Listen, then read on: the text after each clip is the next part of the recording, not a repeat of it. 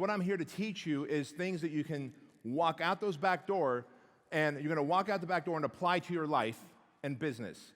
And it will literally force multiply the quality of life you have and the quantity of income and impact you generate. I believe if you're generating income but not making an impact, then you are not living your purpose. So I'm going to share with you the 4 of 27 lessons that I give in Man Up. And these are not suggestions, by the way. This is a prescription for success in business and in life. The entire title of the book is Man Up, How to Cut the Bullshit and Kick Ass in Business and in Life. Because you don't just apply this level of leadership to business and go, hey, now my business is thriving. When you apply what I'm about to teach you, what I'm about to give you, what I'm about to prescribe to you, it will impact your life in the most positive way. So here's what I learned. See, I've got this dog. Her name is Cookie, and we adopted her. And Cookie is a 95-pound, part Mastiff, part German Shepherd, all love. And, well, Cookie, when we adopted her, the family didn't want her because they said she was too big. Well, she gained another 30 pounds when we got her. So she's bigger. Lots of love. She's all love. And, of course, I didn't know anything about big dogs up until this point. My wife and I and our kids, we only had a small dog. So we went and found a dog expert and said, hey, help us out. She said, well, you know, this dog is part German Shepherd, and so all shepherd dogs need purpose, and they need to serve. And I said, what do you mean? She said, well, get this. The German Shepherd and the Australian Shepherd, their job is to herd animals. And in the absence of herding animals or protecting the family that they're adopted to, the German Shepherd begins to get depressed, get anxious, go stir crazy, and starts digging holes everywhere. It finds itself purpose. And as she's telling me this, I'm like, holy shit, I've been digging holes everywhere in my life. See, when we don't have purpose in our life and we're not serving because we're selfish, we begin to go stir crazy. We get anxious. We get depressed. Just like a German Shepherd. We're not that different from that dog. Folks, the thing I'm going to tell you here is you've got to develop your purpose. And I use the word develop because everyone says, B, how do I find my purpose? Listen, your purpose isn't lost. It's not a thing that's lost that all of a sudden you're going to find behind a tree, behind a rock in the other room. So how do you develop your purpose? It's simple. You find something that you're good at, and you spend time getting great at it. And when you're great at it, you find ways to scale it. I was a fat kid growing up on government food, bologna, grilled cheese sandwiches, and I got really fat as a kid. Of course, in high school, all I wanted to do was ask Nakaya to the prom.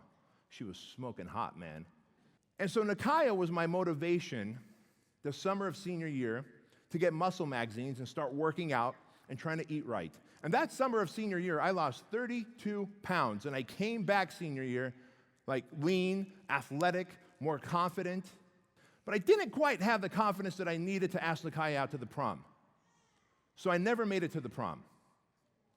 Which was okay because the next year when I got out of school, I said, well, gosh, I think I know what I want to do now. I want to be a personal trainer, and all I want to do is help one other person and maybe one more person and then one more person lose fat, get fit.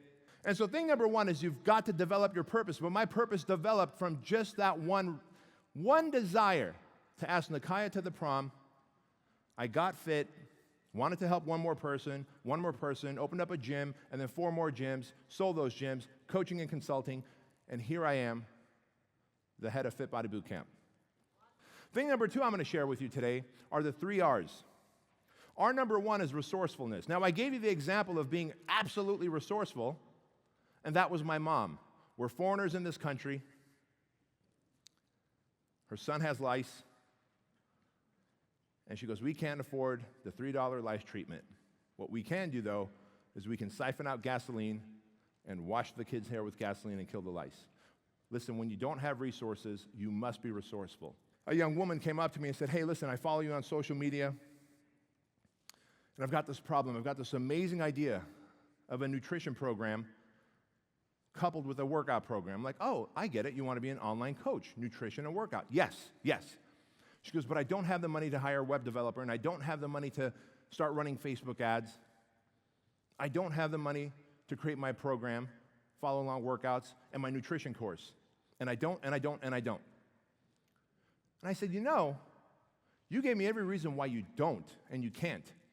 But have you considered that WordPress is free and you can make your own website and write your own sales copy? Have you considered that you can use PayPal, which is free, to accept money? And have you considered YouTube, Facebook, and Instagram, and that iPhone that you're holding in your hand as your platform for creating how-to videos for free? Yet you're telling me you don't have the resources, and I'm telling you to get resourceful, sister. And she goes, you know what? You're making a lot of sense. You have to get resourceful when you don't have resources. The second R I want to teach you is resiliency. Let me tell you this, man. As an entrepreneur, and I think we're all entrepreneurs in here, yes?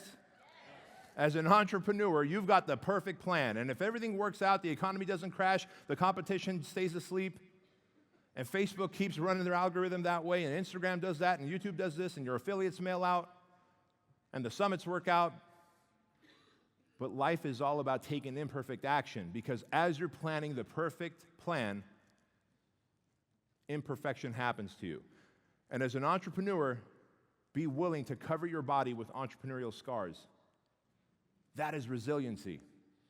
Here's what I'm going to tell you. I look at myself as like the everyday garden weed that grows out of the cracks of the asphalt, of cement. I've seen weed growing at the beach out of sand. I've seen it growing off the side of a telephone pole. Yet everyone, when they go to a cocktail party or someone's house for a dinner party, what do they bring? The orchid. Here's a beautiful little orchid for you. And it turns out when you plant any other plant next to the orchid, it dies. You overwater it, it dies. Too much sun, it dies. The weed, on the other hand, the everyday garden weed, is fucking resilient. You cannot be soft as an entrepreneur. I learned this. You must be covered with entrepreneurial scars. You must be the weed, not the orchid. The third R I want to teach you is to be relentless. You got to be relentless as an entrepreneur. Listen, you got to be a fighter jet. I am relentless in the way I market, in the way I sell, because I believe in my product. I believe in my product so much that I believe I have a duty and an obligation to sell Fit Body Bootcamp to as many personal trainers as possible so that they can help people in their communities. Because my competition is not the other gym. My competition is not the other personal trainer. It's not CrossFit or F45 or Orange Theory. You know who my competition is? McDonald's, Taco Bell, Frito-Lay, Coca-Cola, Snickers. They are fucking out-marketing us. And you guys are health and nutrition experts, some of you, right? That's your competition too. It's not the other person offering coaching. You must be laser-focused. You can't be lackadaisical. You must live in urgency. A person who's relentless is focused, is obsessed, is unapologetic. Third thing I want to teach you here today is to raise your standards of expectations. You got to raise your standards of expectations. See, in my book, I talk about fighter jets and crop dusters. The relentless entrepreneur is a fighter jet. The regular civilian is a crop duster, and that's okay. And that's okay. I believe we were all raised as fighter jets. We were all raised with claws and fangs. We were all supposed to hunt. Be curious. When someone says no, ask them why, right? You got to raise your standards of expectations. That's what I'm telling you here. And your standards of expectations are, if you got a few pounds to lose, lose the few pounds. Don't hit that snooze button. Because everyone who asks me, how do I build more confidence? Guess what? The best way to build your confidence is to make a promise to yourself and to keep that promise. Because each time you do, you build more trust with yourself.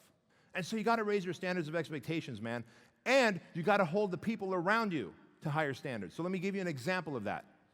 My wife and I ended up in Ketchikan, Alaska.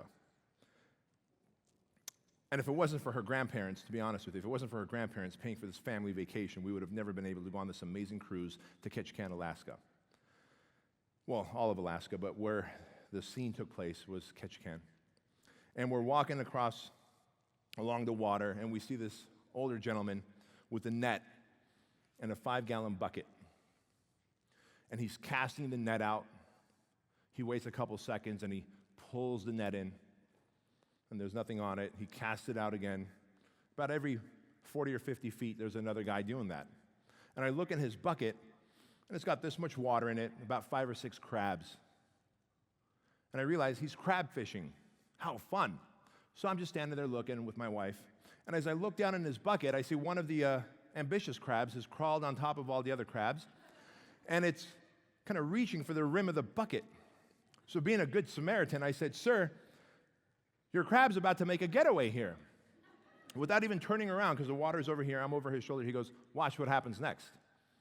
And as this little ambitious crab starts hoisting himself up, all the other crabs at the bottom reach up, grab it by its hind legs, and pull it right down. Now, in this moment, I'm hitting my wife like, "Can you believe this? I got crabs in my life. I'm that ambitious crab, and all the other friends in my life are those crabs, and they're pulling me down." And I realized in that moment that my family, my brother and sister, friends from high school, play it safe. How are you going to create software? How are you going to start a franchise? You haven't gone to school for that. You don't have a degree. You got ADD and OCD. Remember when we came to America, they tested you, ADD and OCD, not even just one, but you got two. But here's the fourth and final thing I'm going to teach you here, and man, I wish I knew this sooner. I wish I knew this sooner. And this thing is, I believe like when we're born, like there's this book somewhere for each of us when we're born.